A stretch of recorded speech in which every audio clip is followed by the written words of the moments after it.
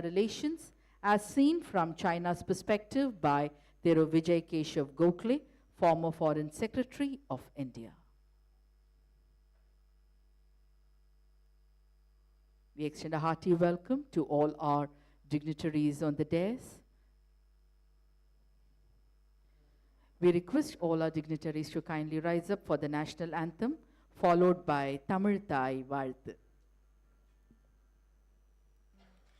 जनगणमन अधिनायक जय हे भारत भाग्य विधाता पंजाब सिंध गुजरात मराठा द्राविड उत्कल बंगा विंध्य हिमाचल यमुना गंगा उच्चल जलधि तरंगा तव शुभ नामे जाहे तव शुभ आशीष माहे गाहे तव जय गाथा जनगण मंगलदायक जय हे भारत भाग्य विधाता जय हे जय हे जय हे जय जय जय जय हे நீராறும் கடலுடுத்த நிலமடந்தை கெழிலொழுகும் சீராறும் வதனமென திகழ்பரத கண்டமிதில் தெக்கணமும் அதில் சிறந்த திராவிடனல் திருநாடும் தக்க சிறு பிறை நுதலும் தரிதனரும் திலகமுமே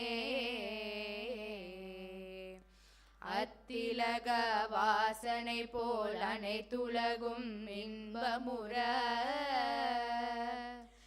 எத்திசையும் புகழ் மணக்க இருந்த பெரும் தமிழனங்கே தமிழனங்கே உன் சீரிளமை திறம் வியந்து செயல் மறந்து வாழ்த்துதுமே வாழ்த்துதுமே வாழ்த்துதுமே. Thank you. We request all our dignitaries to kindly take your respective seats. Ladies and gentlemen, dear students, let us now listen to Mahakavi Subramania Bharatiya's patriotic rendition பாருக்குள்ளே நல்ல நாடு நம் பாரத நாடு.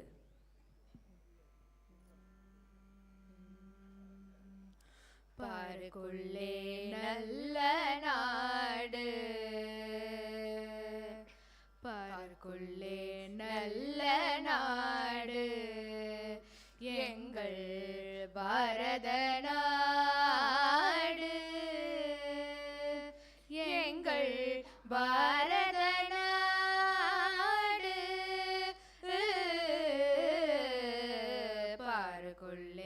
நல்ல நாடு எங்கள் பாரத நாடு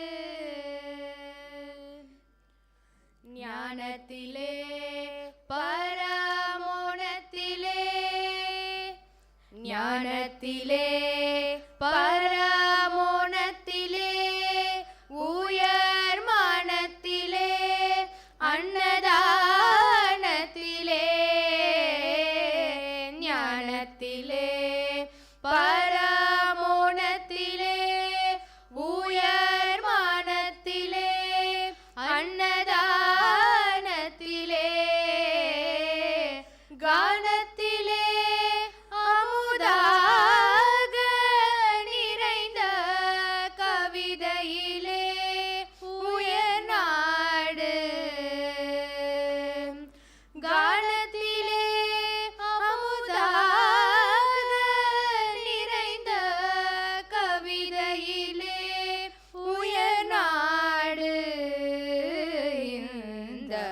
பாருக்குள்ளே நல்ல நாடு எங்கள் பாரத நாடு தீரத்திலே படை வீரத்திலே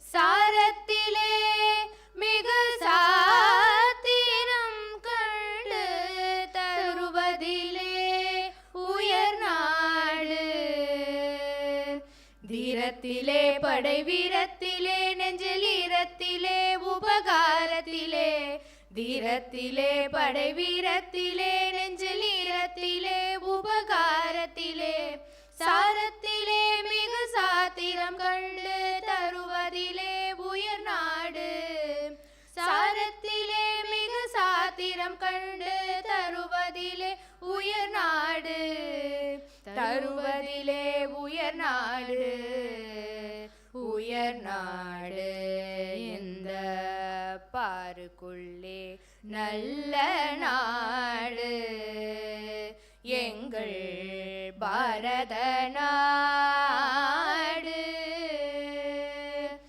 எங்கள் பாரத நாடு பாருக்குள்ளே நல்ல நாடு எங்கள் பாரத நாடு எங்கள் பாரத நாடு பாரத நாடு பாரத நாடு.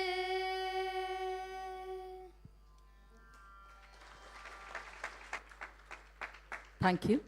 We now request the respected Secretary to the Honorable Governor to deliver the welcome address. Good evening, everybody. It is my privilege to extend a hearty welcome to our Honorable Governor, who has taken this remarkable initiative to organize a talk on India-China relations and inviting a renowned expert on this topic, along with students, scholars, officers from the armed forces, entrepreneurs who have business interests in China, to listen and discuss the complexities and the dynamics of the relationship between two of the world's largest and most influential nations. We are honored to have THIRU VIJAY KESHAV, former Foreign Secretary of India, as the chief guest and distinguished speaker for this event. Indo-China relations is a topic of profound importance in today's geopolitical landscape, and there can be no better person than THIRU Gokhale who can provide us valuable insights on this topic. I extend a warm welcome to you, sir. I extend a warm welcome to Lieutenant General Karanbir Singh Brar, AVSM, GOC Dakshin Bharat Area, Chennai, and Professor V. Kamakoti, Director, IIT Madras. I also extend a hearty welcome to the Commandant Officers Training Academy, Chennai, Lieutenant General Michael Fernandez, and the Flag Officer commanding Tamil Nadu and Puducherry Naval Area, Rear Admiral Ravi Kumar Dingra. It is also our pleasure to extend a warm welcome to all the senior officials from the Army, Air Force, Navy, and Coast Guard. We extend a warm welcome to the industrialists, entrepreneurs, and other dignitaries who have come for today's event.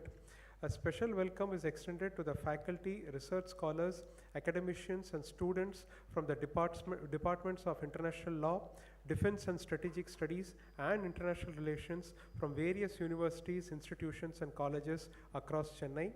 We welcome our press and media friends for this program.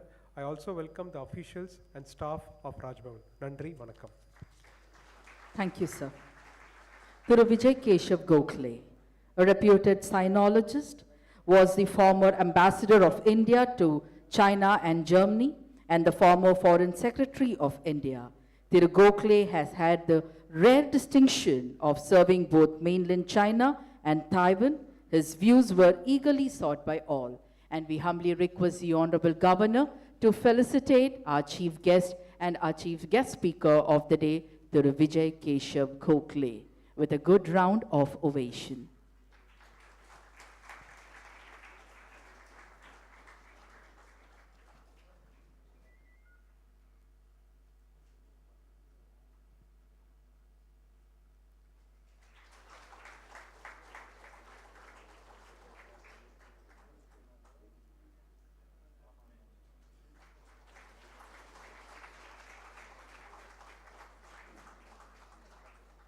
Thank you, sir.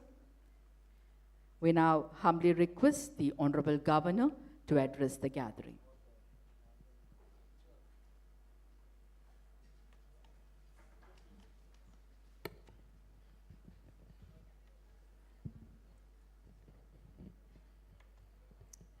Shri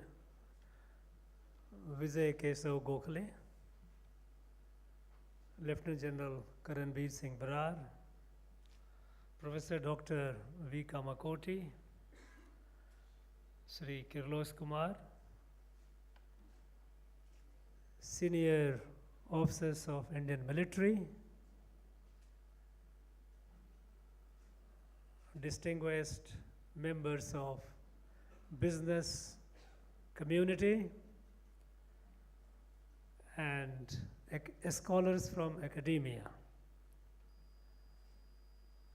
Indeed, it's a matter of delight for us to have a speaker of the stature of Vijay KESHAV GOKHALE on a topic which I think in some way or other keeps lingering in our mind most of the time. Friends, there is a received wisdom from our ancient past that says that an issue that you don't understand, you cannot manage. There is an issue which you don't understand, you cannot manage. A disease that you cannot diagnose, you cannot treat. And an enemy which you do not know, you can never neutralize. For us, China has been one such issue, one such disease, one such enemy. It is something which was bequeathed to the nation by the very first government of independent India. At the time, China was fragile, it was vulnerable. But it was resolute in its mind of being an expansionist power. And they had a very clear vision to expand to the territories which were not exactly with them until then. And it was known to us, those of us who are familiar with Sardar Patel's letter of 7th November 1950 to then Prime Minister, a long letter, prophetic letter. China was just knocking inside Tibet, and Sardar Patel had written that long letter, how it was going to impact India.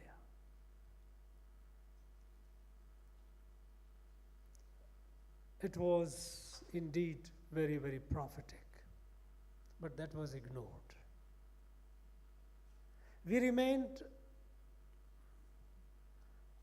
very starry-eyed. We were not clear about what exactly we should do. And through this confusion and this ambiguity, while we kept singing or shouting slogan of Hindi Chini Bhai Bhai and thinking that there would be bonhomie, without realizing what Chinese think of us, what are their intentions. We kept offering the cheek on which they slapped, we kept offering the next cheek. Okay, you slap more. Thinking that that would perhaps please China, and China would start behaving the way that perhaps that would be conducive to our interest. But that didn't happen, and it was not intended to happen. They were very cold, very calculative. At the time when we became independent, and China too, People's Republic of China was China was something comparable to us. It was not anything better. And it remained so for quite some time. But they kept us occupied, not only with them, they also kept building another problem, Pakistan. They helped them becoming a nuclear power. And they kept blackmailing us. All through it continued, through and through. From the border, they came to the backyard. And we see them increasingly all around. Our neighbors, all of the neighbors. Indian Ocean. While on one hand, our trade and commerce kept increasing, manifold, though with huge balance of trade issue. On the other hand, our armed forces remained eyeball to eyeball. Situation changed 10 years later with the new government coming in Delhi. They again tried the same thing, but we have been resisting because for the first time, we started looking at China with a clear eyes. Clear eye means what is our interest, how do we protect our interest, our national interest. And for that we need to prepare ourselves.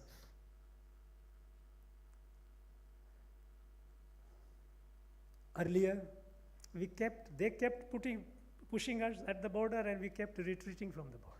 Retreating not militarily. We in fact abandoned the border areas, civil population started moving. Thousands of villages were deserted because we didn't build the roads. We didn't give the adequate infrastructure. So the people had to leave. The old perception and old mindset remains. There is a lack of clarity about how China looks at us. We look at China as an adversary, as a threat, and we prepare ourselves. But how China looks at us, we must have a clarity about it. Only when we have a clarity, only then we can afford to be strategic. And unless you are strategic, you are nowhere. And I cannot imagine a person than Vijay Gokhale, old friend. There were many committees and bodies where we have worked together. I know him for his clinical insight into issues, nuanced understanding of a complex issue. He has written books. There are plenty of books written on India-China relation. I can say none comes anywhere close to it with the clarity. So it occurred to me that in Chennai, we have such a large presence of business community. We have people from academia who do their study. Of course, military is everywhere we have. They should have the benefit of the insight which Vijay Gokhale has on China. And I'd like to thank Professor Kamakoti for very promptly accepting our offer when we thought of inviting Vijay. And of course, I would like to thank Vijay for accepting it, because he's pretty busy. You know, he came early morning and this guy is leaving this tonight.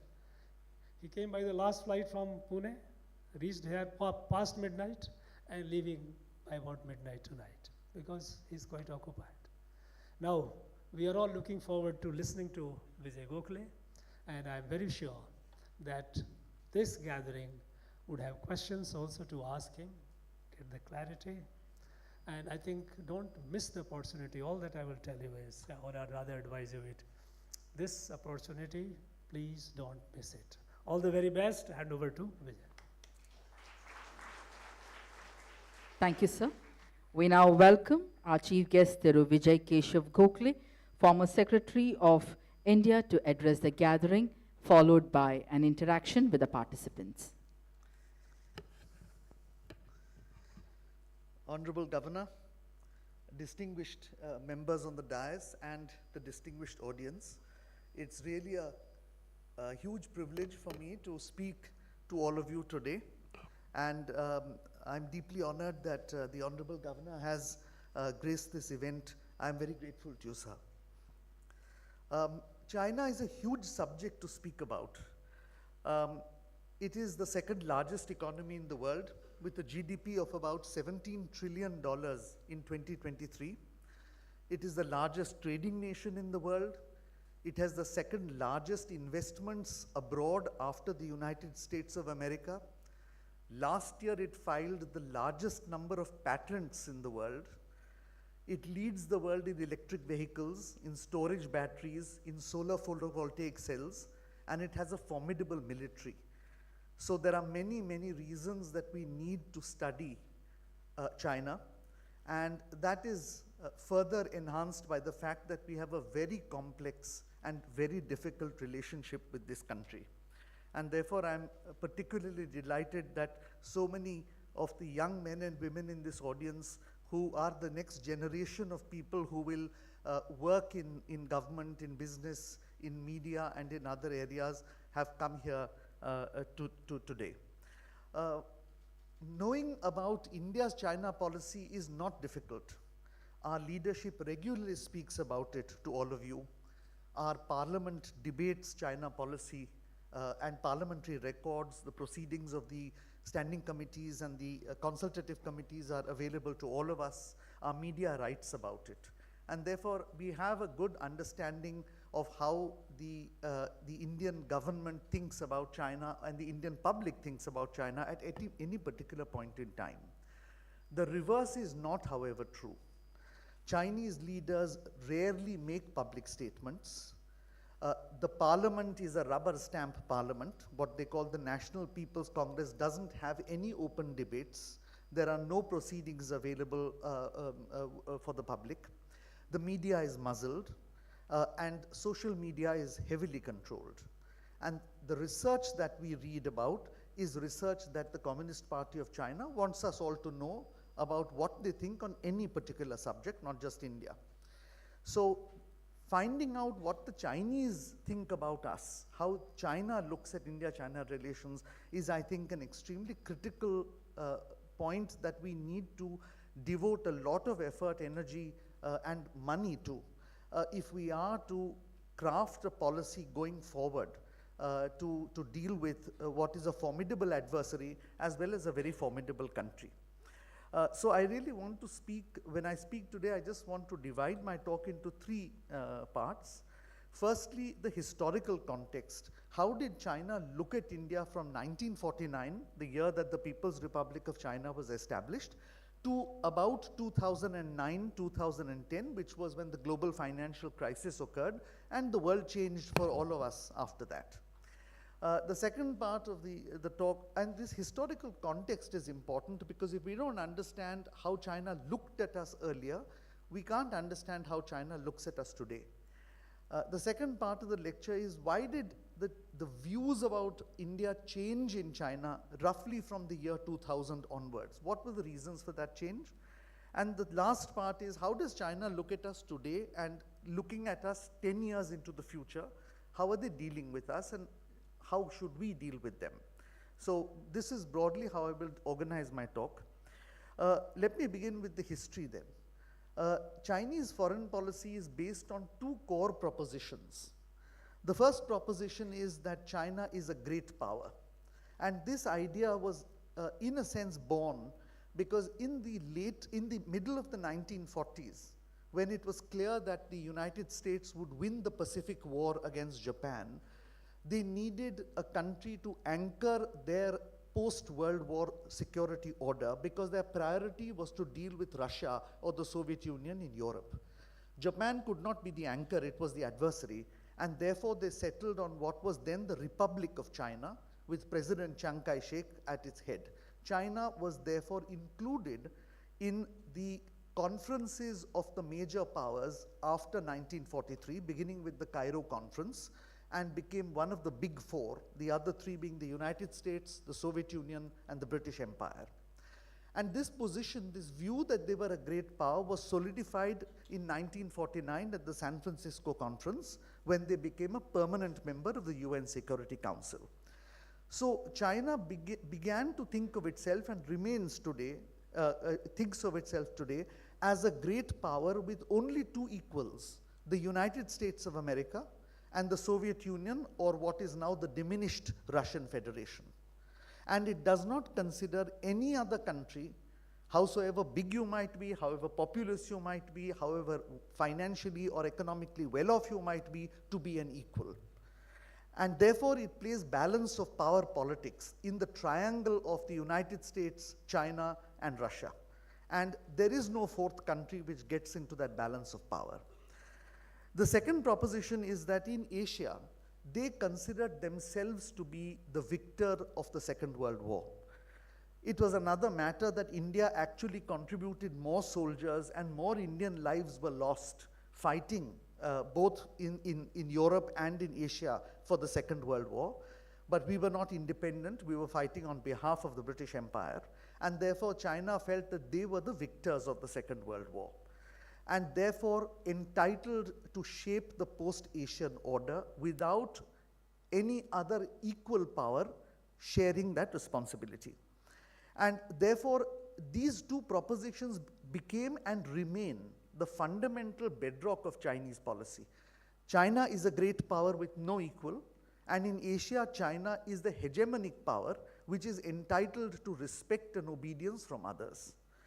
Now, essentially, in so far as the global situation was concerned, China swung between the United States and the Soviet Union right from 1949 until the Soviet Union collapsed in 1989.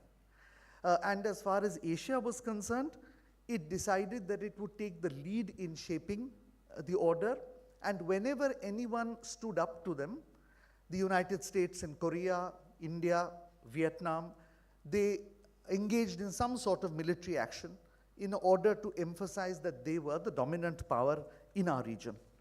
And so, if I were to characterize Chinese foreign policy right from the beginning, at the global level, they swung like a pendulum between the United States and the Soviet Union, and at the regional level, they behaved like a hegemon. Now, does this mean that India did not matter to China? That is not correct. They were very well aware that India was a significant country. It had, after all, defeated the greatest empire at that time on earth, which was the British Empire. It had overturned the British Empire. The moment India became independent, the British Empire was more or less gone. It was only a matter of time, and they were very well aware of that. They did not want to give equal status to us, but they understood the importance of our diplomatic role in and the anti-colonial movement and the kind of support we enjoyed in Africa and Asia. They did not want to give us military importance, but they understood that India had a modern military. And while they did not consider us a major economy, they understood that India had the potential to be one. And therefore, while they were not willing to give us equal status, they considered us an adjunct power. What does adjunct power mean? It means a country which by itself is not a threat to China, but when that country attaches itself to one of the two major other countries, the United States of America or the Soviet Union, and now the Russian Federation, it automatically becomes a threat to China. And looked at in this way, China's foreign policy from 1949 to 2009 or 10 was consistent because it had twin objectives vis-a-vis India. The first was to reject equal status to India. And whenever India attempted to do so, including, for instance, in 1998 when we had our nuclear tests, Chinese reaction and response was very severe and very shrill. And the second important point was keep India neutral at all cost. The objective was to ensure Indian neutrality so that we did not tilt towards one of China's two major adversaries at one time or another, the United States and the Soviet Union. And this was done both through diplomacy and through coercion. So when it suited them, you had Hindi Chini Bhai Bhai, or when the Cold War ended, they talked of the new international economic and political order in which India and China jointly would define what the post-Cold War scenario would look like. But at other times, they did not hesitate to use coercive methods, not just in 1962, They tried it in 1987 at Sumdorongchu. They engaged in a diplomatic assault on us in 1998 during our nuclear tests, and so on and so forth. And the objective always was to keep us neutral, to tell us that if we tilted in favor of one or another of China's adversaries, there would be a price to pay. So I now come to the second part of my talk, and is, does this proposition that they want to keep India neutral still hold today? And before that, I want to talk about why the perception has changed in China about India. Until the year 2000, our GDP was just half of China's. China was double our size in terms of GDP, and our military capabilities were pretty much equal. In fact, if you go back to 1990, our GDP was slightly bigger than China's GDP. But in the year 2000, a fundamental takeoff of the Chinese economy began, so that China began to, which was already doubling its GDP every 8 years from 1979, suddenly began to create a big distance economically between India and China, so that whereas in the year 2000, the Chinese economy was double our size, by 2010, it was already nearly 4 times the size of the Indian economy. As a result of this, their diplomatic influence increased in the region, and their military capabilities grew as well. And therefore, what we call comprehensive national power, or what the Chinese call comprehensive national power, substantially increased in these 10 years, such that a gap grew between the capabilities of India and the capabilities of China. So that was one reason why Chinese thinking about India began to change as well. The second, of course, was that Russia was back in the game. The Chinese were deeply nervous after the end of the Cold War, because there was no way you could swing like a pendulum when there was only a unipolar world where the United States was the dominant power, and where they felt a target was painted on their back because the Soviet Union had collapsed and China was now the biggest communist state. And therefore, they were glad when President Putin was elected, because it allowed for some semblance of the balance of power to come back again. A triangle came back in existence: the United States, the Russian Federation, not quite the Soviet Union, but still very powerful, still having as many nuclear weapons as the United States, and China. And therefore, this gave them a comfort level. Thirdly, in the Indo-Pacific, they were gaining influence. They made openings to ASEAN, they improved relations with Japan, the Republic of Korea, Australia, with the Gulf countries and so on. They had the resources and the capacity to influence geopolitics, and therefore India's importance began to diminish, in that they didn't see it necessary to keep India on their side until it became absolutely a security threat to them.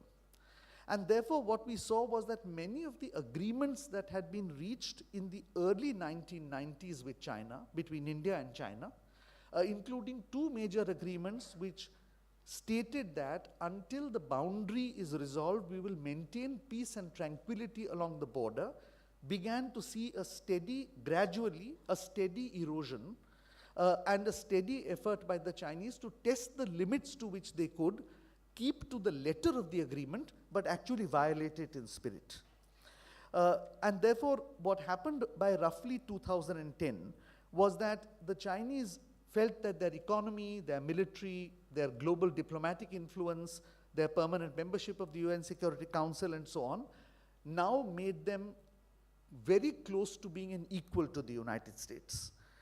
And the principal actor in the Pacific, which was now entitled, because of their economic size, because of their military, because of their population, to respect and deference from all the other countries in the region, including India and Japan and Australia.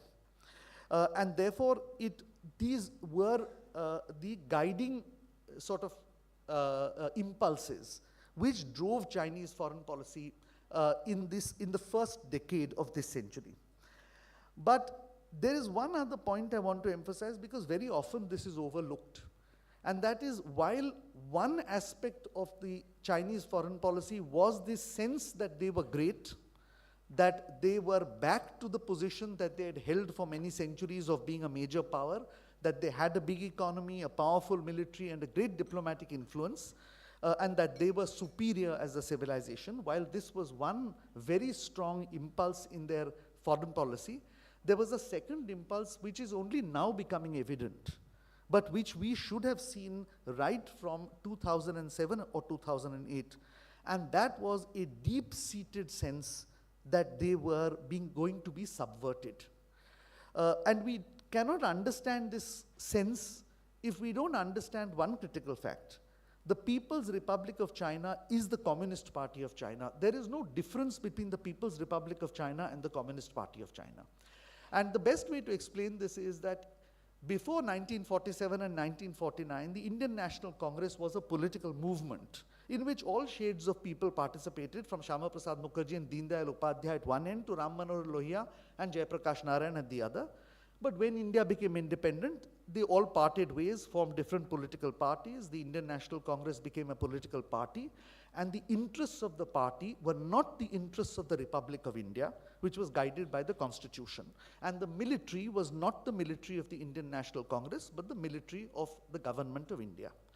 In the case of China, however, in 1949, the Communist Party subsumed the state within itself, so that every institution of the state, the executive, the legislature, the judiciary, and the military, most importantly, all became subordinate to the party.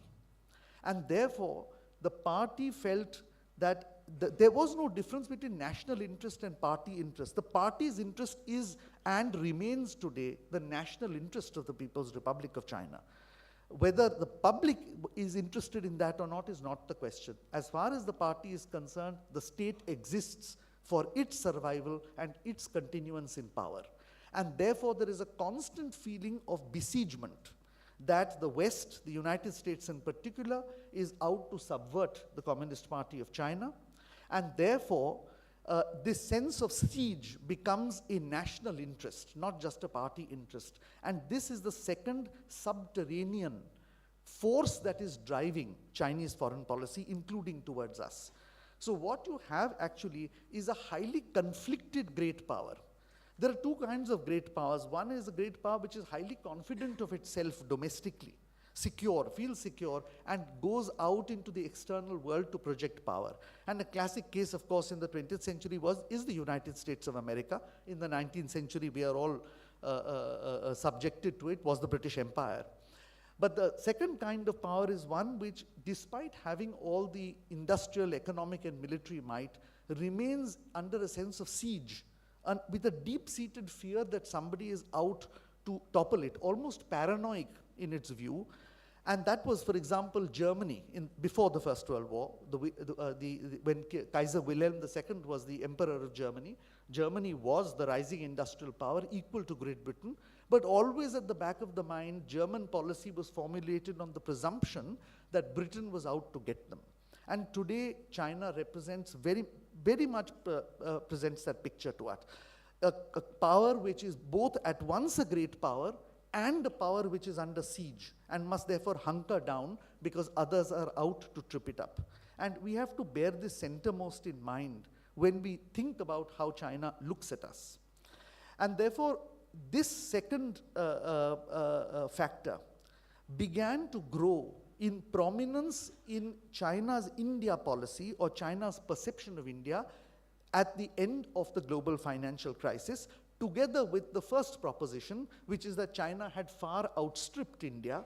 There was no way India was going to catch up with China, and that therefore they needn't show any sensitivity or less and less sensitivity to India's concerns. So along with that was the view that they were increasingly under siege. The West had changed its approach to China after 2010, and India was showing signs of going along that path as well. And these two came together, and what we saw from 2010 was a gradual escalation in Chinese behavior towards us. So you had a series of incidents on the line of actual control. In 2013, you had Depsang, and 2014 in Chumar, in 2017 in Doklam, and then the very tragic incident in June 2020 in Galwan. But it was not just on the line of actual control. Even on small things, the sensitivity was not being shown. When we wanted to list Masood Azhar, the terrorist who is responsible for Pathankot, for a number of attacks, a parliament attack in 2001, and so on. The Chinese blocked the listing of Masood Azhar in the 1267 Sanctions Committee for 10 years, even though he was declared a terrorist by the United States, by the European Union, and by the United Nations itself, of which China is a Security Council member. That was the kind of insensitivity that they showed. They blocked our membership of the Nuclear Suppliers Group in 2015 and 16. They did not issue visas to Indian citizens born in the state of Arunachal Pradesh, and even briefly Indian citizens born in what was then the state of Jammu and Kashmir, today the Union Territory of Jammu and Kashmir. And I can list a whole set of incidents. There was one particular case that I dealt with where 115 officers of the Indian Administrative Service were to go on a field visit to China to see the Chinese economic miracle, and they denied a visa to an Indian citizen who was not even from the state of Arunachal Pradesh, but had been born there because his parents had been posted there earlier. And therefore, on the passport where it said place of birth, it was listed as Arunachal Pradesh. They denied him a visa. And I'm glad the government took the decision not to send any of the 115 to China, but that's another matter. The point I want to make is they showed less and less sensitivity to our concerns. And finally, what was a modus vivendi that Prime Minister Rajiv Gandhi and senior Chinese leader Deng Xiaoping had built, which was that we will keep peace on the boundary, we will give space to each other to grow, and we will respect each other's concerns, finally broke down in Galwan in July 2020. And Galwan is a watershed. We've gone through a number of incidents on the line of actual control, but Galwan is a watershed. Because in my opinion, that framework is irretrievably broken.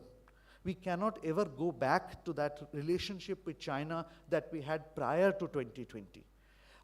That period of peaceful coexistence where you had a lightly armed border is over. We are now in a state of armed coexistence. I don't wish to cause alarm because armed coexistence is not conflict. But it is a situation where you cannot at any point going forward allow your boundary, your line of actual control, the border areas, to be lightly patrolled and lightly armed, because you have to presume that the Chinese will do something more to destabilize that part. And therefore, we are in that kind of a situation today. Now, in this situation, how does China look at us today? Let's say post-COVID, because a lot of things changed in COVID. And not just in India-China relations, within China itself, perhaps you know the economy is not doing as well as it did before COVID for a number of reasons, structural reasons, and it is a general view of most economists that China will now more or less remain at a 2 to 3% or maximum 3.5% growth rate, simply because it has exhausted the low-hanging fruit of a credit expansion, of an investment expansion, of infrastructure building, of property and real estate building. That phase is over. And therefore, you will have a situation where the economy will slow down. But I think, again, it's very difficult to really get an assessment of what the Chinese think of us today. But if you read a large variety of Chinese literature, not literature written in English for purposes of propaganda, but literature written in Chinese for the Chinese audiences, I think some things are becoming clear. The most important thing is they are beginning to look at India's economy. Now, when I'm often asked, but how does that matter? Because we are a $4 trillion economy, they're an $18 trillion economy, it's going to take us 30 years to catch up with China, so why does it matter what they think of us? It matters. It matters because in their mind, there is a linear growth in the gap between India and China for the last 30 years. Every year, the gap has grown and grown and grown, and they expect it to keep growing. And suddenly the realization is that the gap might stagnate at some point and then start reducing.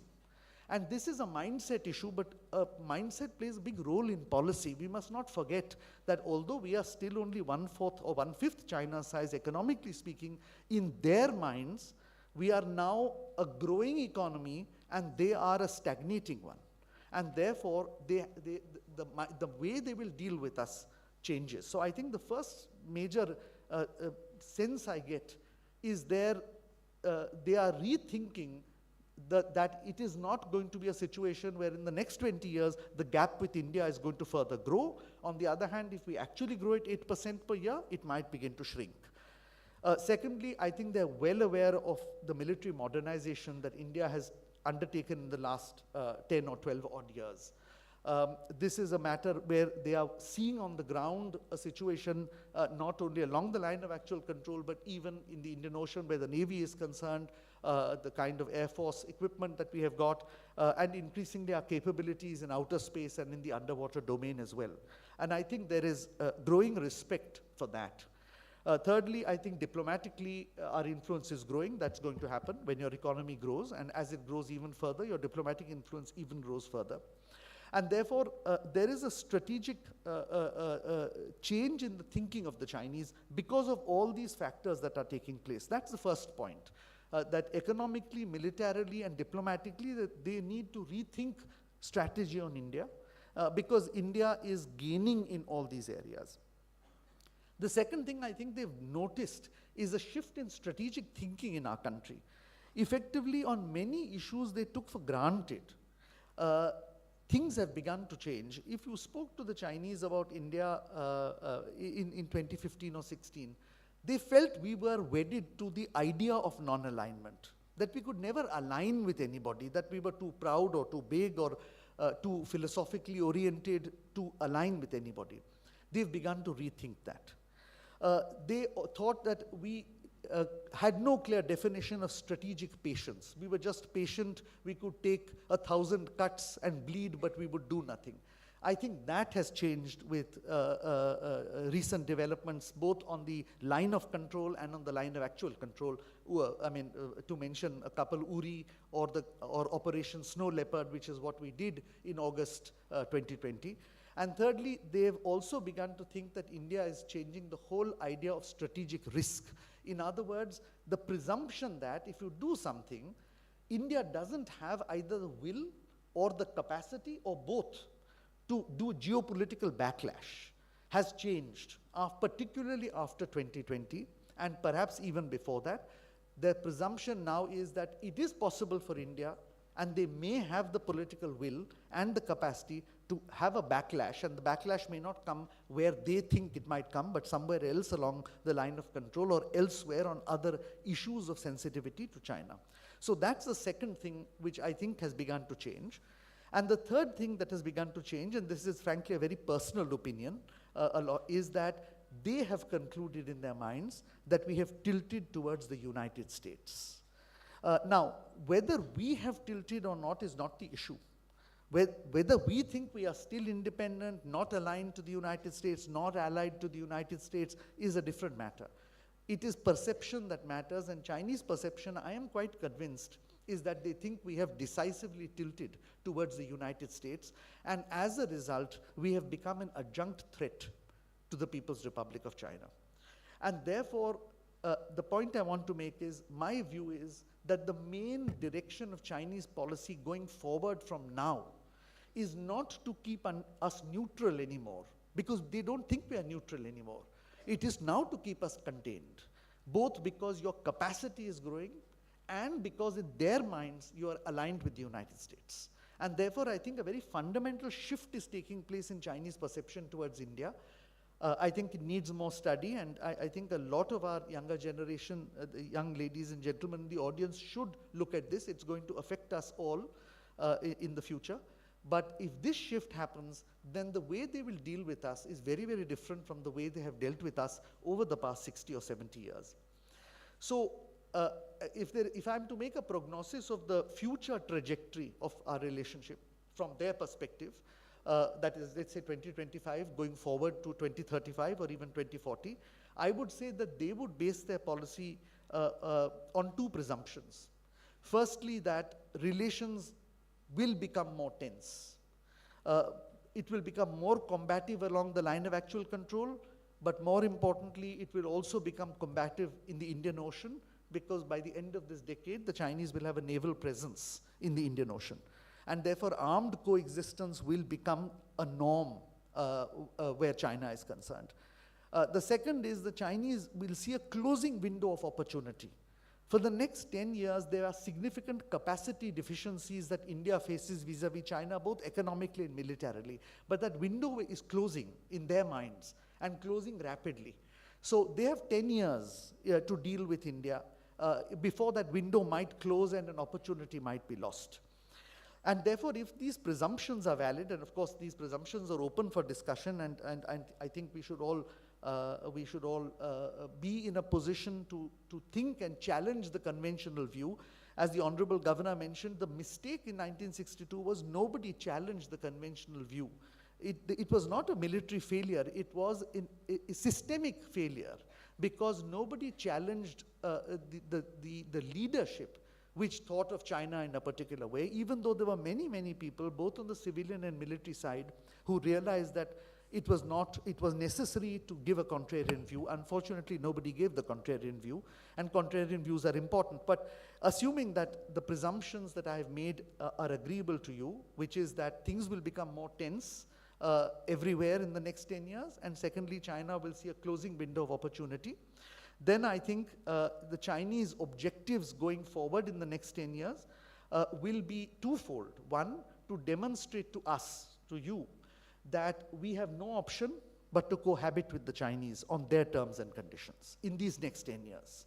And second, to show others that India cannot be relied or depended upon to come to their aid or help or assistance or partnership as and when required. These would really be the two goals. And really, if these are the goals, then I would think there would be four basic components in the way the Chinese would act. Firstly, I think gray zone warfare, what is warfare short of actual conflict, which we are seeing. I mean, Galwan was also one case.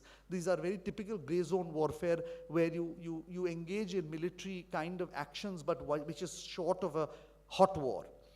Gray zone warfare is going to increase, and going to increase substantially, because their objective is to heighten our physical insecurity and to ensure that Indian personnel, equipment and money is tied down in very significant proportions along the LAC at an enormous cost to the exchequer and to the Indian taxpayer. This is, I think, going to be part of their strategy going forward. Secondly, they are going to try and erode our stature and our influence in the South Asian region, in the Indian subcontinental region. And they are going to do this by essentially convincing our neighbors and our friends and our partners that we can't do anything to stop Chinese behavior in the region, should China act in a manner which is not conducive to our partners or our neighbors' concerns. And we are seeing this, for instance, in Bhutan. The third thing is they will want to raise doubts within the United States that India will respond adequately if the United States faces a problem with China. And therefore they keep creating a lot of literature which suggests that India really has a larger objective in mind, which is simply to get things from the United States, but is not really committed to the US vision for the Indo-Pacific or that security and so on. And the fourth strategy, and this is important and has been heightened by the Russian-Ukrainian war, is that in our region, and by region I mean everything from Southeast Asia to the Gulf, the whole Indian Ocean region, and even in the Western Pacific, they are creating the impression in the minds of our partners and friends that India's relationship with the United States generally, and more particularly the Quad, India, Japan, Australia, United States quadrilateral, is a NATO in Asia in the making. And the suggestion they are saying is, see what has happened in Europe when NATO has pushed against Russia's borders. It has led to war, and it has destabilized the prosperity of that continent. And if this organization also grows, there will be war, and the suffering will be all of you small countries in Southeast Asia, in the Gulf, in the Indian Ocean, and in the Western Pacific. And the idea is to discourage them from bandwagoning with Quad. Because India lends credibility to Quad. We are not a Western power. We are not allied to any of the three in any formal sense. And we had had a history of independence. So India adds credibility to this institution called Quad, or the platform or the mechanism called Quad, and they are trying to play upon the fears of our smaller neighbors, our partners, countries like in ASEAN, Korea, New Zealand, the Gulf countries, the island states of the Indian Ocean, by suggesting that it is a destabilizing move aimed at China, and that China will not hesitate to retaliate with consequences for us. And therefore, these, I think, are the four main sort of directions in which Chinese policy will move.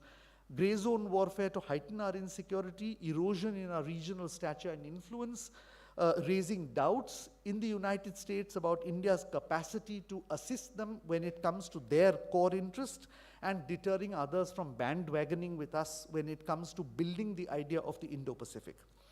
Incidentally, I do want to digress on this point, because the narrative that they are putting out is that the Indo-Pacific is an American plan, some kind of a containment plan of China in which we are participating. They give no agency to India at all. The fact that we are a big country, we are a long-standing civilization, we are a major economy, and therefore we need to think through our own policy is given no consideration by the Chinese side. And I think we need all of us to go out and emphasize that the Indo-Pacific is intrinsic to India's national security. It has nothing to do with the United States, because let us not forget that before the British came to India, before 1750, we were among the largest economies in the world, and that wealth did not come from the Indus, Ganga, Jamuna, Brahmaputra plain. That wealth came from Gujarat, it came from the Cholamandalam coast, it came from Bengal, it came from the Konkan, and it came from the Malabar, all maritime spaces. And so we are going back to that maritime space which belonged to us before 1750, and we need to make this argument to stop the propaganda being spread that we are a continental power and that we are doing all this maritime thing just to please the Americans.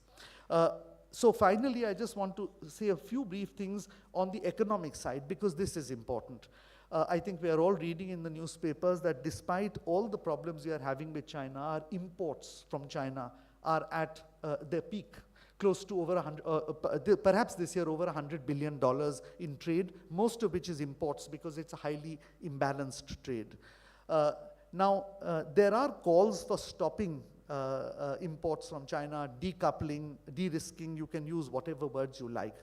But I would urge that we study this subject in more detail rather than act in a knee-jerk fashion.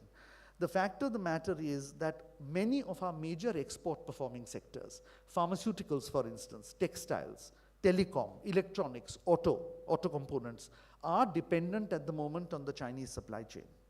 And in some cases, despite the good intentions of the government in bringing PLI schemes, such as in the pharmaceutical sector, where they're encouraging Indian companies to manufacture APIs, active pharmaceutical ingredients, which is the real stuff that goes into the pill or the liquid that we swallow.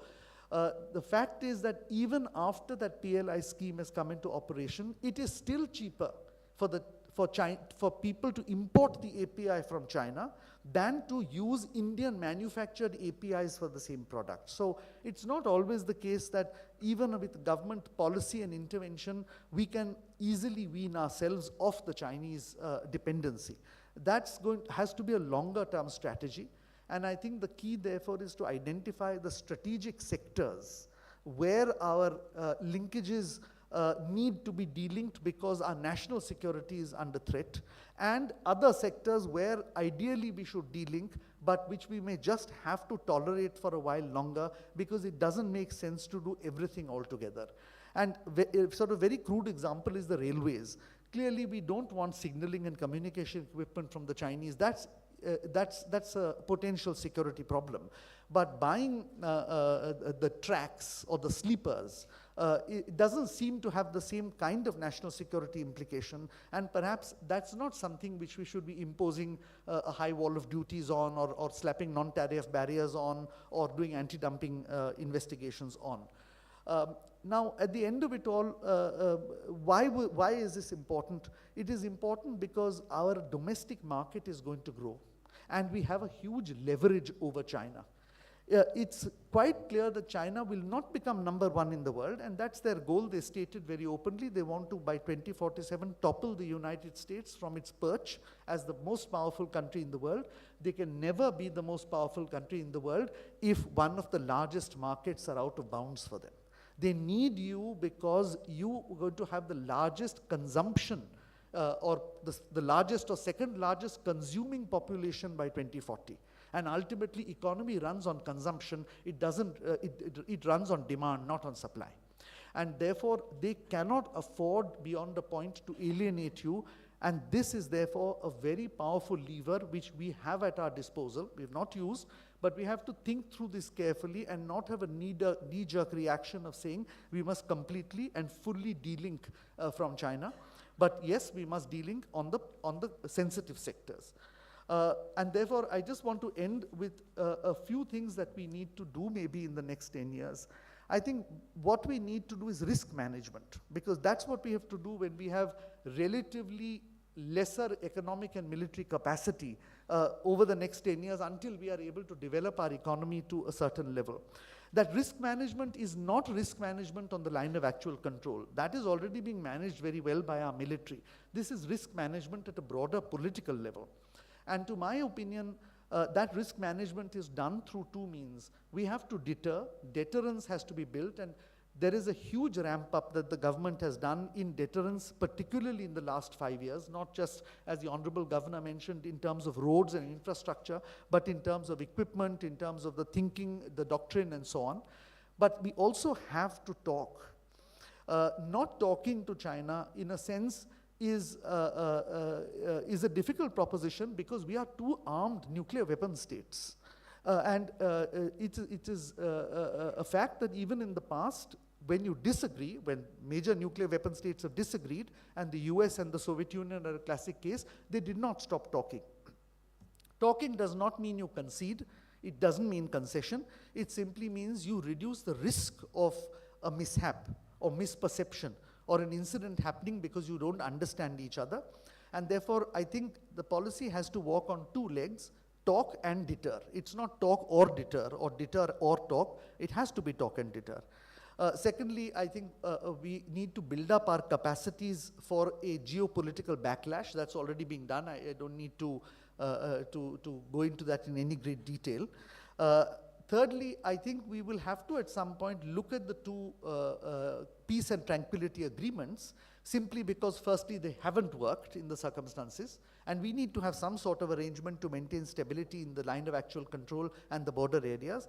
But secondly, because these are agreements of the 1990s, which didn't even account for new technologies. So there was no cyber, there were no autonomous weapons, there were no, the missile coverage was less, the number of airfields on both sides were less, there was no such thing as a drone, there were no such thing as outer space capabilities.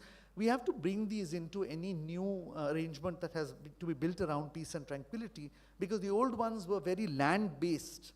And these days, a lot is happening in the other spaces, in the air, in the outer space, and in the cyber, and of course in the Indian Ocean, underwater as well. So we need to redefine them. Fourthly, we need to build partnerships. And I think the partnerships that we have built, the multi-alignment policy that the government has sort of evolved, is the right way to go, because if you are not capable alone, there is no harm in having partners to deal with the situation until such point where you are capable to deal with the issue alone. And therefore, I think the focus on Quad, the focus on trilateral or plurilateral partnerships with other countries is important for us. And lastly, of course, and most importantly, we have to prepare our public opinion for a long-term competition with China. I'm really glad that so many young people have attended, and I'm also very glad that in the last 5 years, our focus has shifted from our western neighbor to our northern neighbor, because the northern neighbor is the longer-term challenge for us, and public opinion has to be prepared. Today, public opinion is either, the projection is either prejudicial or it is sensational. If we have a problem, incident on the LAC, our television channels just say nothing but talk about it for 2 days and then forget about it. but there's no real information given to the public on why it has happened, what we are doing, what our military is doing, what our civilians are doing, what our government is doing, how we are tackling the issue, where we have been deficient. There's no informed analysis. It's just sensational news. The other is there's prejudicial news. We either think we will never catch up with China, or we think we have already beaten the Chinese, economically speaking, I mean. And I think here too, a bit less sensational reporting or prejudicial reporting and a bit more of hard research and work will benefit our country. And so I just conclude by saying the next 15 years are really going to be a difficult period for India-China relations. Two transitions are happening in the world today. The center of gravity is moving back to the Indo-Pacific, and that's a very positive development for us. The global order is also fragmenting. That gives us a little wiggle room as well, in the sense that we are no longer confined as we were in the Cold War to a bipolar world.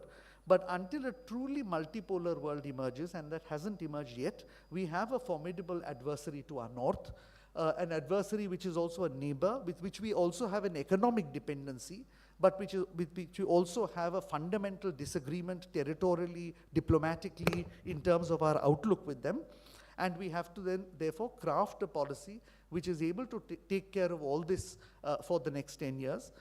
Because I'm quite confident that if we are able to grow our economy, and given the state of the situation in China over the last 5 or 6 years, and I won't go into that because that itself is a huge subject, there is a good chance that we will start reversing the gap, which grew and grew between 2000 and 2017 or 2018, to a point where we are looking at 2047 with a substantially reduced gap, and therefore a substantially greater capability to deal with, not just them, but in general with the rest of the world. Once again, I thank you all very much for listening to me patiently, and I'm grateful for giving me the chance to speak. Thank you.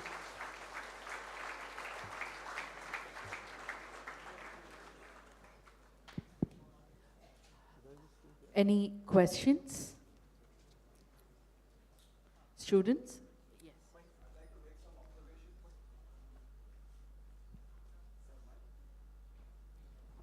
Firstly, on behalf of all of us, I'm General Michael Fernandez, the Commandant of the Officers Training Academy, Chennai. I've had the privilege of interacting with Dr. Vijay GOKHALE for a long time. And in my last appointment in the Army headquarters, we had organized negotiation capsule for my senior leadership, which is deployed on the northern borders of China. And we called the academy here, we had called the military, we had called very senior people who are engaged with that. I must say one of the most preeminent speakers that I had on that forum, which we organized biennially. 4 of these editions we organized, and Mr. Vijay GOKHALE was the keynote speaker on all the 4. He opened the session, and you could see with his erudite and intellect, he, of course, set the stage for the 4 days. I'm very grateful to him and very happy to see him once again.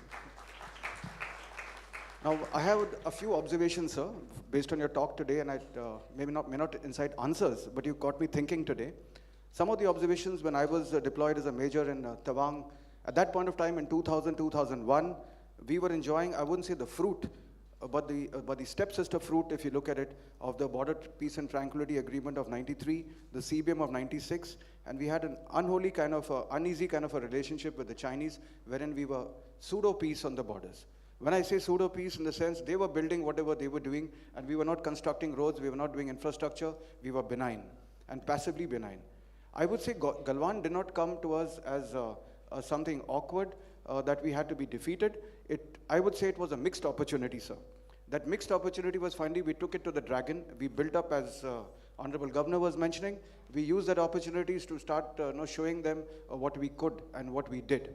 And that was building up our infrastructure, building up our roads and tracks, building up our vibrant villages, etc., and taking it to them. And that was a turning point in our own dealing with China, sir, as you rightly pointed out. I would like to see, sir, and maybe some more answers from you as a possible thing that you've talked about in the 10 years. So if we look at it, today we are looking at how can we, once again coexist with China in a certain manner that is more profitable. The military can do what it does, and we are doing that. But the military can only do this much. Thereafter, it is the political will that has to prevail. On that note, sir, as you're very well aware, we have strategic autonomy. So whatever the Chinese may think, sir, as you're very well aware, we have relations with the US, we have relations with Russia, we have relations with China. Apart from business, which is not going away, we are caught at the umbilical cord in a very strong manner. We have the SCO, we have the BRICS, we have so many other forums wherein we are engaged with China, sir. How can we get out of this continental mindset or continental reality today that we are stuck as a neighbors in this very awkward position and move ahead in some kind of a manner with China, sir, as we see the world moving forward, is my question to you. And as you pointed out, we are not in the business of alliances because we saw NATO and Ukraine, some of the alliances are falling apart, Germany, etc., building up the military. Not a good idea to get into alliances. But how can we also engage more profitably with China on a position of equilibrium later and start mending fences from the political perspective is what I wanted to ask you, military having done and doing what it does. Thank you. Thank you, General Fernandez. I think the political relationship, if we have seen what has been happening in the past few weeks, the fact that our External Affairs Minister has had 2 meetings with the Chinese Foreign Minister. I was reading in the newspapers earlier today that it's likely that our National Security Advisor may have a meeting in the sidelines because the BRICS NSA meeting is taking place. So I think there is a genuine wish on our side to engage in some kind of political contact. But I think it is important that the impression not be created that that we will engage in political contact by ignoring what are certain core positions that we have taken in the past. And I think General, you know the situation better than I do on the LAC post 2020. The sense that they can do something at will, and we must simply accept it as the new status quo and move on because we have so many other things to deal with, is something that they've got used to. And I think the objective of the government's policy, to my understanding, I've not been in government for the last 4 years, is that we need to change that mindset, a way of thinking, by saying there will be consequences if you do something. We may not be able to do anything, but there will be consequences and a certain price to pay. So I think how you nuance that situation of a price to pay and also resume a dialogue, because as I said, not having a dialogue is not desirable, is something that the government, I think, is working its way through. And I'm quite confident that that will be addressed. Sir. Good evening, sir. So I'm Chandra Sudeshwaran from BA Political Science, Guru Nanak College. So I have a question that China borrowed the Habantota port in Sri Lanka in 2017. Parallelly, you are the ambassador in 2017 in China. China were practicing the military alliance practices in Habantota port. So you actually mentioned that after 15 years that India and China does not have the friendly relations. So I think that anything happens that China was influencing this military practices in Habantota to attack the India in southern zone. I have a question. Yeah, no, that's a very good question, but I think we must recognize that Hambantota port was first offered to us to develop in the first decade of this century.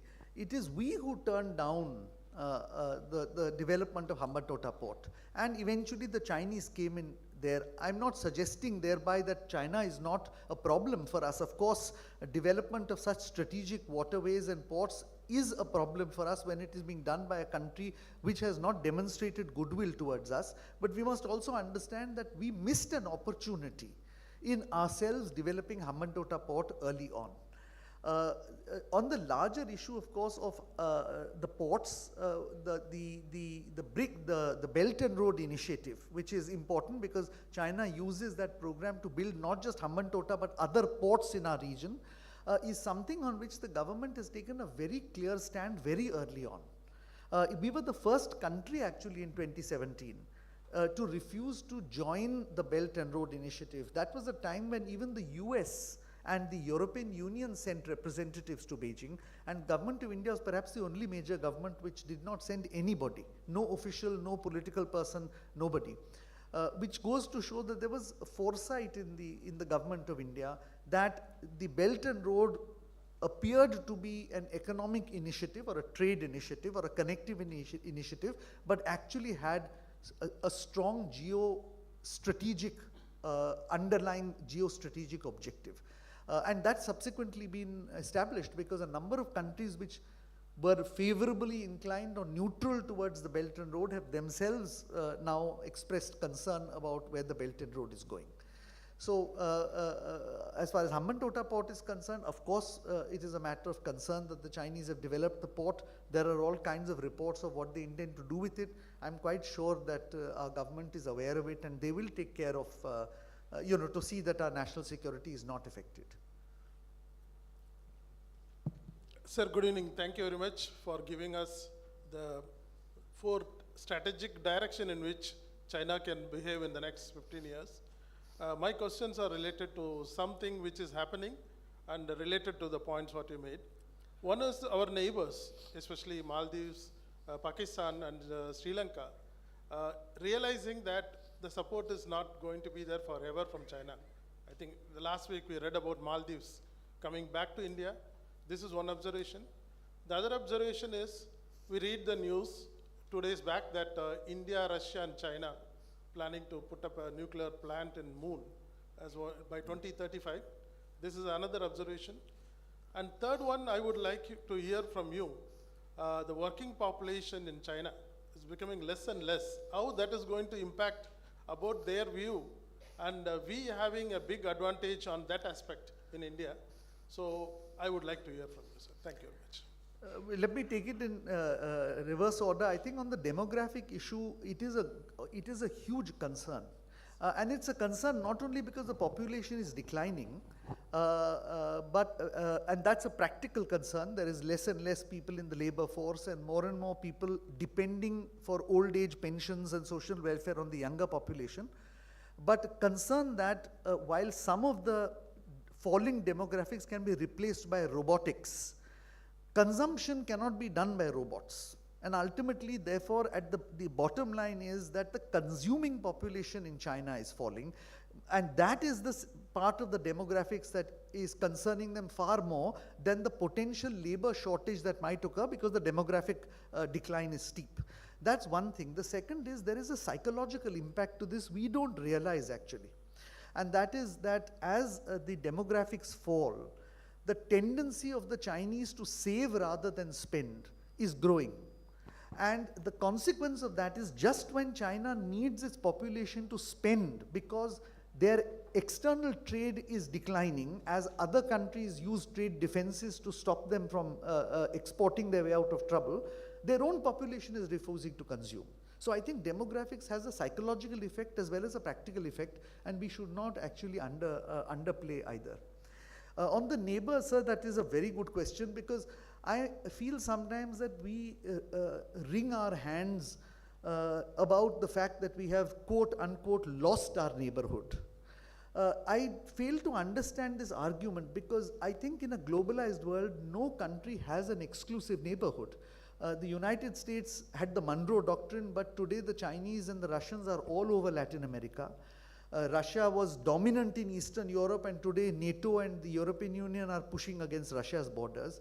The Chinese empire was dominant in Southeast Asia, the Japanese are all over the place, and the South Pacific, which the Australians thought belonged to them, the Chinese are there. So why should it be any different in South Asia?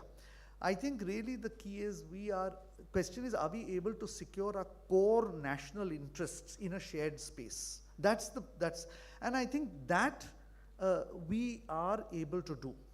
I was traveling abroad last week and I was asked, the Bangladesh problem had just they had overthrown the government, and somebody pointed out that if Pakistan, Nepal, Bangladesh, other neighbors all destabilized, and isn't it worrying? And I said no, because we are the core of this region and we are a totally stable country, and so long as the core is stable, we will manage the periphery, but we should not allow anybody to think that this region is destabilized. Until we are destabilized, the core remains stable.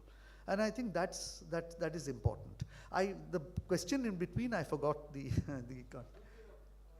Oh, I've seen the media report. I don't know how true it is actually. Maybe Professor Kamakoti might answer that question.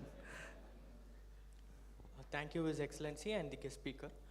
My question is, what are the factors that made China to think India as a country which tilted towards US? And if India and US has rising tensions in the future, is there a chance of changing the perception of China on India? Yeah, that's a good question. See, perception is not actually determined necessarily by facts. If you begin with the presumption that somebody is out to get you, that the United States has always disliked communism, is anti-communist, wants to topple the Chinese Communist Party. If you start any assumption with that premise, then it is easy to look on other countries who have friendly relations with the United States as also siding with the United States. Now, we can logically argue that by which measure can the Chinese say this? The Chinese have a bigger economic relationship with the United States than we have. They have got more technology from the United States than we have. They partner with the United States in the Security Council on nuclear weapons against us. They the United States has sought their help on a number of international issues. And yet, when India seeks to benefit from the United States economically or technologically or militarily, then they say we are aligned. Whereas if they are benefiting from the United States and we say it's of concern to us, they say there's no need to worry. We are not, it's nothing to be, we are not aligned to the United States, we're neutral. So what I'm saying is that the perception is flawed, but the perception is what makes policy in China, and we have to therefore not transpose our logic and thinking on the Chinese, but understand how the Chinese are thinking and accept at least personally, I accept the situation that they think we are now decisively tilted towards the United States. And therefore, we have to evolve a policy which tackles that issue. Whether we are tilted or not is not the point. We have to deal with that perception because that is now Chinese policy. We request the participants to introduce yourself and then ask your question. Good evening, sir. I'm Yashita Shivakumar.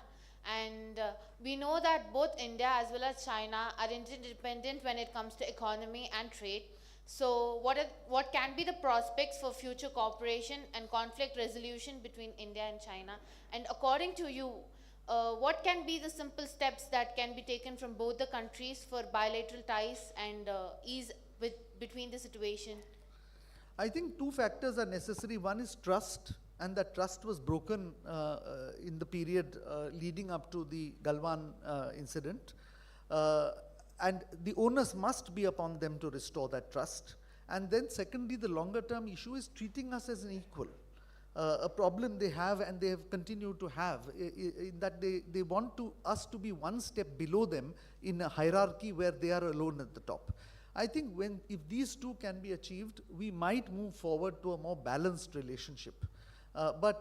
This is going to be a long haul. As I said, in the next 10 years, there's a deficit economically and in many other areas, and they may not concede so easily that we are an equal to them. So for us, we have to be prepared to deal with that, with the outcome of a perception in their minds that they are bigger, superior, more powerful than us, and at the same time work towards building that trust and equality. It's a very long haul, but I think that we have the resilience, so we should be able to do it. I'm actually mindful of the time of the Honorable Governor, so maybe I'll take the last question. Oh, the anchor will, okay. Good evening, sir. I am Aditi Tejas from Women's Christian College. My question is, as you mentioned earlier, that both countries should sit together and talk about this. But like the incident which you said before, we had only one war between India and China, which is in 1962. But I would like to highlight the thing during COVID in 2020, we had many stick fights in between Indian soldiers and Chinese soldiers on the border of LAC. And at the same time, there was some certain activities going on in the Indian Ocean through the Chinese military, due to which Indian Air Force had also set up one fighter air base in Tanjavur, Sukhoi, stating that we are going to protect the southern parts.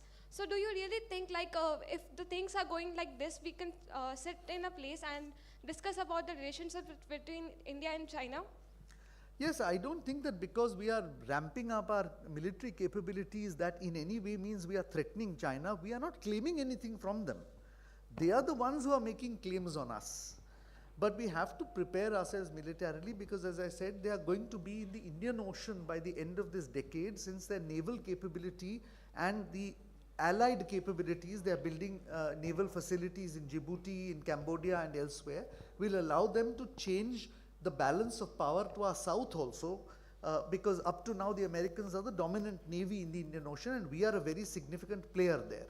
So I think ramping up our military capability is something which is not just normal, but I think a national security requirement that does not inhibit us from having good relations with any other country. As I said, if trust and equality if trust is restored and they deal with us on an equal basis, I think we can evolve a workable relationship. But we must be careful not to believe that that we must stop doing what we are doing in terms of deterrence, because that is preventing the talk from taking place. You have to walk on two legs. One is we talk and the other is we deter. And if we don't walk on both the legs, then we will fall. Also, sir, sorry to interrupt, sir, but there is one more question from me. So, as I already mentioned that in Tanjavur we set a fighter base, but as we know that Pune is also one fighter base also for Sukhoi itself. So instead of Sukhoi, putting the Sukhoi in Tanjavur, we could have also set up the Rafale air base in the Tanjavur, because already we have a nearby fighter air base which is of Sukhoi, same fighter aircraft. So and in the same year 2020 only we had a Rafale jet also introduced in India. So instead of putting it in the West Bengal, we could have kept in the Tanjavur district itself. So why is the Sukhoi chosen for that?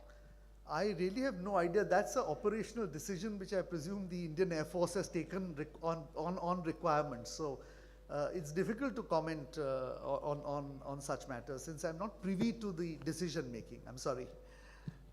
Hello sir, I'm Chitranshu Wagh. I'm pre-final year student at IIT Madras and I'm also heading entrepreneurship cell at IIT Madras.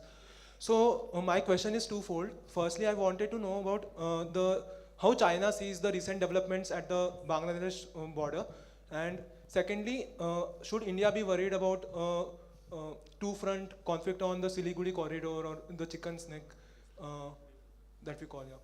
Yeah, that's actually a very good question. I think, the idea of a two-front conflict has been around for a long time, and I think it is part of what our military studies very regularly, the possibility, because you have to assume all possibilities.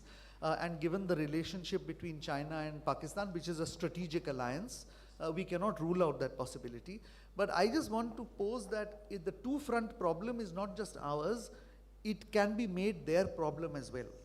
Let us not forget they are facing the Americans on their eastern seaboard, and we are another front. So I think we need to now turn the matter around and say we are not the only ones vulnerable with a two-front problem. You have a two-front problem as well, if not a three-front problem, because there are certain other inimical forces also, forces which the Chinese are not comfortable with. And it's a mind game that they are playing where two-front is concerned, and two can play that mind game. And I think perhaps we need to have more studies on this aspect, because we have not really studied the possibility of turning the two-front tables on them. It is of course now a known fact, because documents have been declassified, that in 1959, when there was a possibility that the United States was going to attack the Chinese mainland, to support Chiang Kai-shek, who is in Taiwan, to attack the Chinese mainland, the Chinese ambassador in New Delhi actually approached, and we now know that it was and the direct instructions of Mao Zedong himself, who wrote that entire instruction by hand. That handwritten copy also has somehow got into an American archive, which I saw, which said that he was instructed to tell the government of India that India was not an enemy, it was not an adversary, that our adversary is to the east, that we cannot fight a two-front situation, and doesn't it make sense for India and China to make up? So clearly this was preying on their mind. Perhaps we need to revive that. concern on their, in their mind as well. There was another part to the question, but I'm sorry I forgot that. Oh yeah, but I actually don't, I mean, I haven't really gone into that in any detail. I presume they're watching the situation. They normally don't react, and because they have no public opinion, no media, social media is very controlled, they don't feel the need to react in the way that a democracy has to because of public commitment and pressure. So I don't think they've made any statement beyond saying that they are watching and it's part of China's internal affair. I did note, however, that the Chinese ambassador made a special point of reaching out to the chief of the Jamaat-e-Islami, which they have done after 12 years. And I think that's significant. When you reach out to a political party which is widely believed to be extremely right-wing and which has been inimical to us, I think we need to at least take note of this public signal. But beyond that, I don't think they've said very much. Sir, Good evening, my sir. name is. Can I? Good evening, sir. Sorry. All right. Good evening, sir. My name is Smriti from the Women's Christian College. You mentioned that China perceives India as a threat because it believes that we are aligning towards the US, and also that one of the strategies that China uses is to deny India its own agency, that all of our moves around the Indian Ocean region is based off of a grand plan from the US. Is this actually China's perception, or is this just a narrative that China is spreading in order to deny us our power?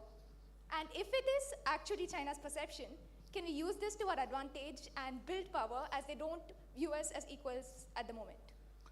I think China genuinely believes this. I think they feel that that India has tilted because they go on the basis of what has been achieved between India and the United States in the last 8 or 9 years. The major foundational agreements that have occurred, where you share information, you give them access to your logistics, your communication systems are compatible, you are giving geospatial information. Most recently, we've signed a security of services agreement, which allows them to continue to supply things in terms of crisis. Last year we signed a maritime ship repair agreement, which allows, American ships, big American warships, to dock in Indian ports for repair. I think they're putting this together. Now, we may not think that 2 plus 2, we may think 2 plus 2 is 4, but in their minds, they are adding it up, and they're reaching a different conclusion. So we have to prepare for work on the presumption that they see some sort of an alignment emerging. And I don't think it is just a narrative.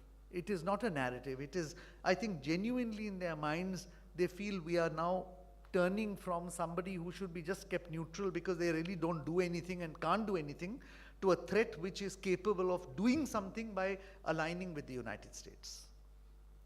We have last two questions. So my name is Naushad. I am the president of Confederation of Indian Footwear Industries.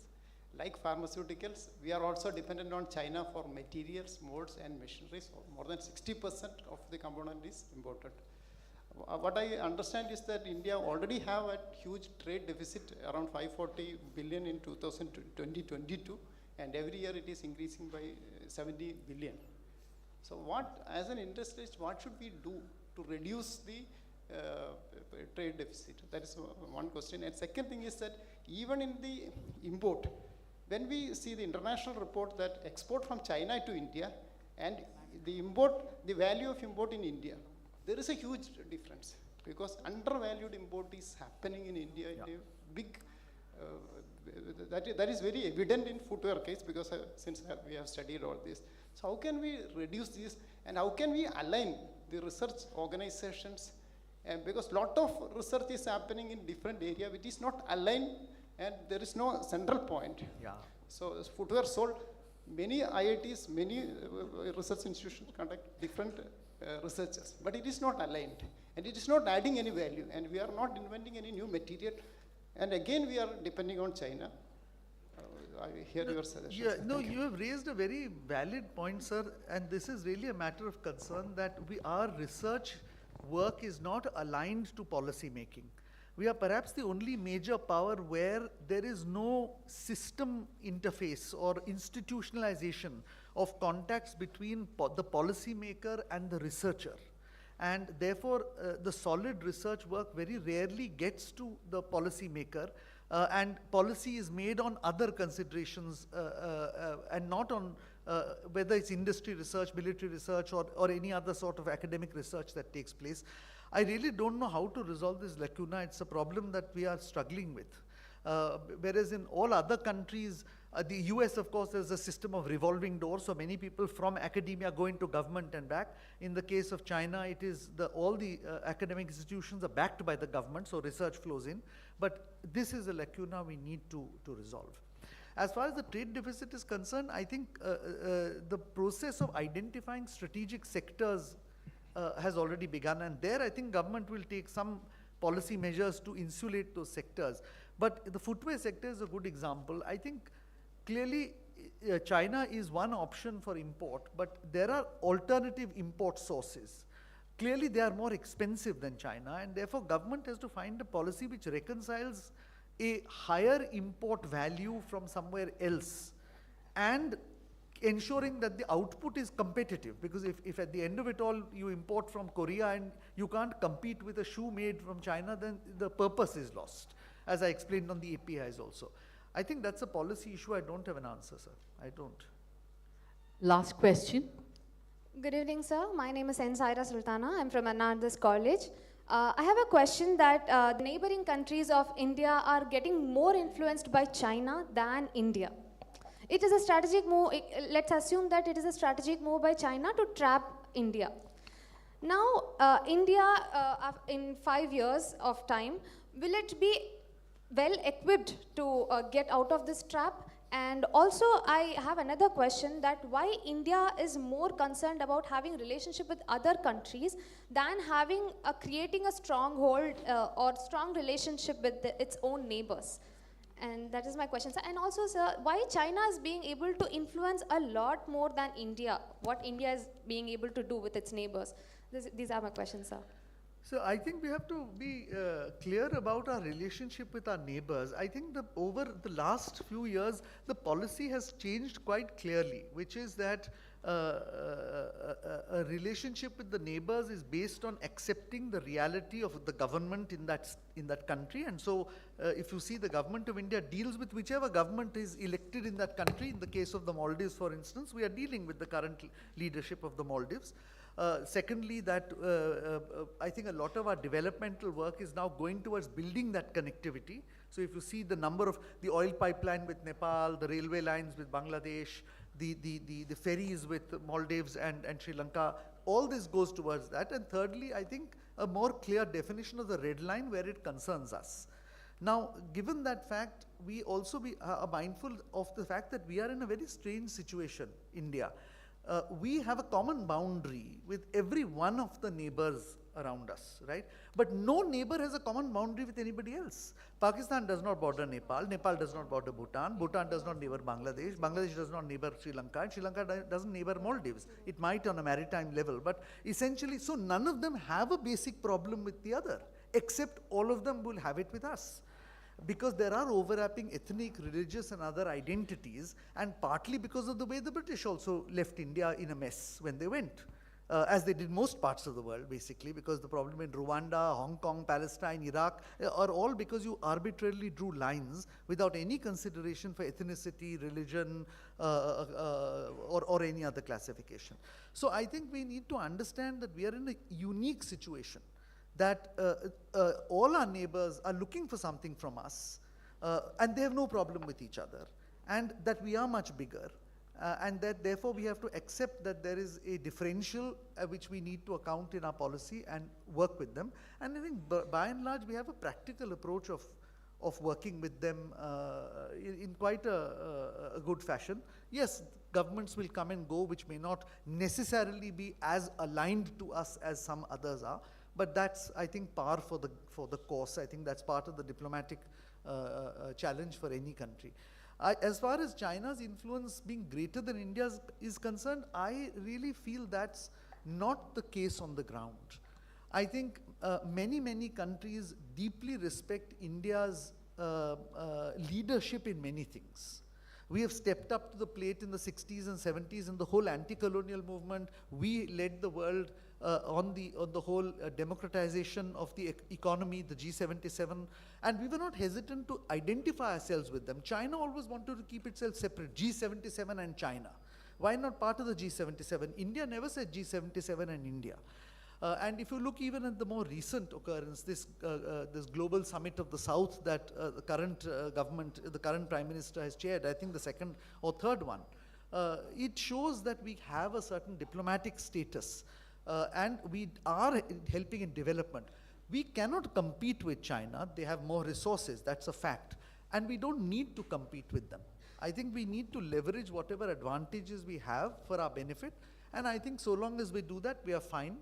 And therefore, I'm not inclined to agree with your view that the Chinese in the international arena are somehow gaining over us in the global south. Yes, their influence is huge. If you distribute money, as we all know, you become popular.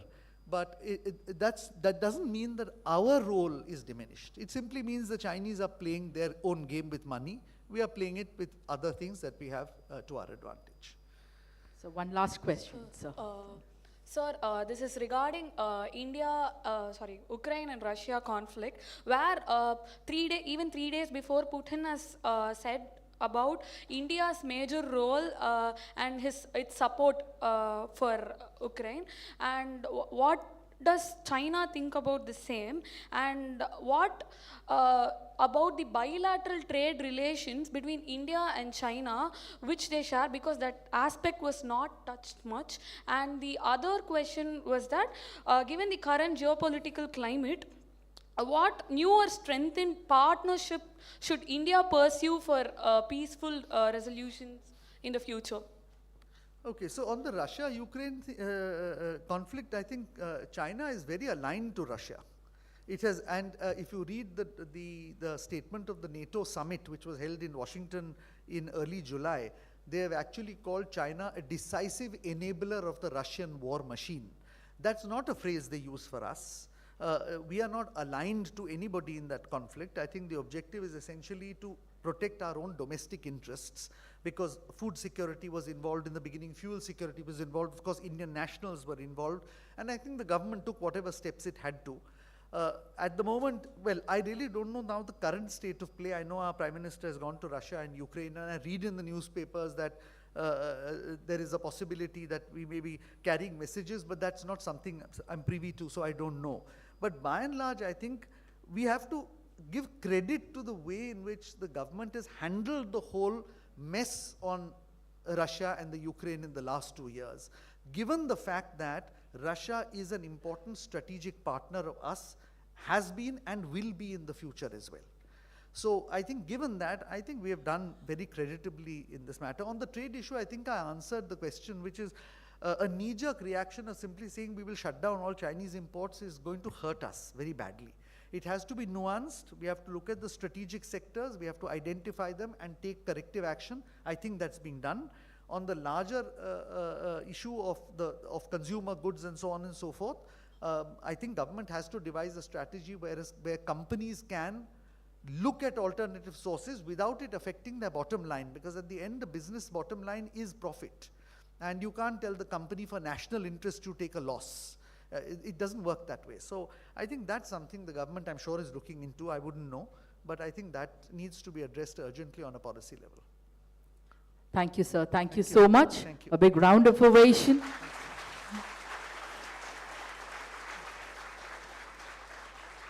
We now request Professor Dr. V. Kamakoti, Director, IIT Madras, to propose the words of thanks.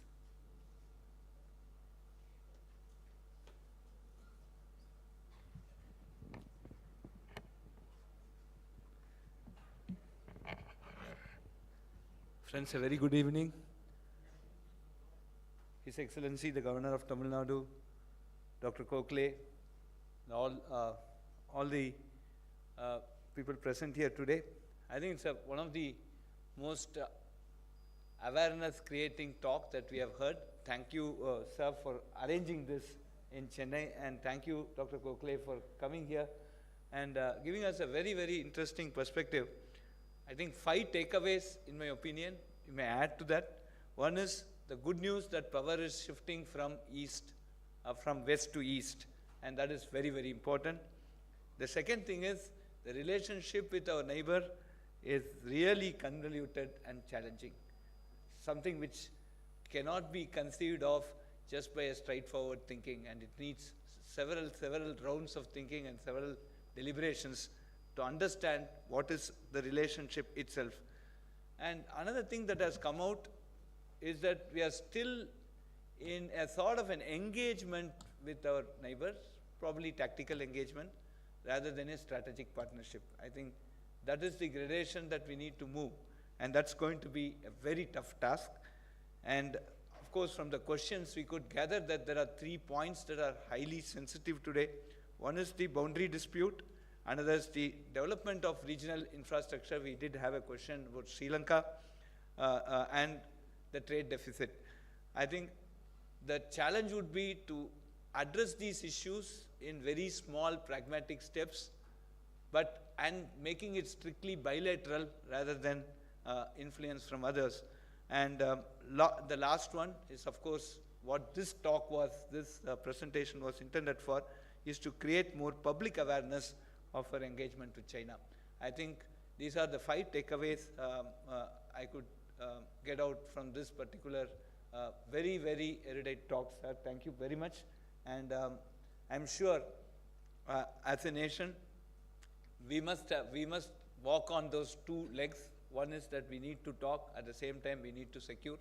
I think these are very thin lines, and that's a very tough journey that we will have for the next 10 years, and that's going to be extremely important. We know our strengths, we know also our weakness. I think we need to work on both of this. And as the Honorable Governor mentioned, youth, you are the people going to be at the helm of affairs, say 15 to 20 years from now. And I'm sure you should start deliberating on these very important national security issues. And I'm sure the enthusiasm we see, the number of youngsters we see, it's outnumbered the elderly people. I'm sure we are moving towards a very, very powerful Viksit Bharat 2047. Jai Hind. Thank you, sir. Ladies and gentlemen, dear students, we request you to rise up for the national anthem.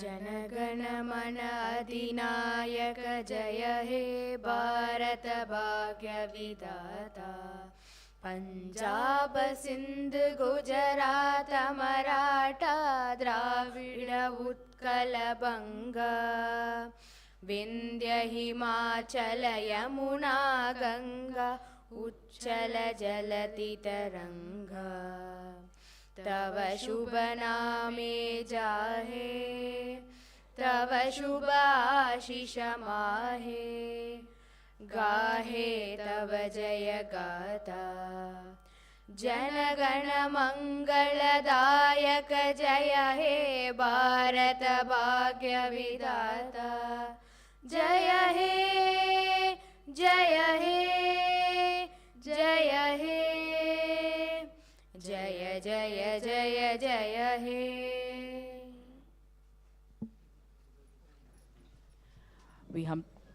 We humbly request the officers of the armed forces and our special dignitaries to join us for the high tea at the banquet hall. We request the faculties and teachers to join us for refreshment. Dear teachers, dear faculties, dear students, arrangements have been made on the sidewalks of Bharatiyar Mandapam, outside Bharatiyar Mandapam. You can take your refreshment and come back inside the Mandapam and enjoy it. And dear faculty members and students, we would like to inform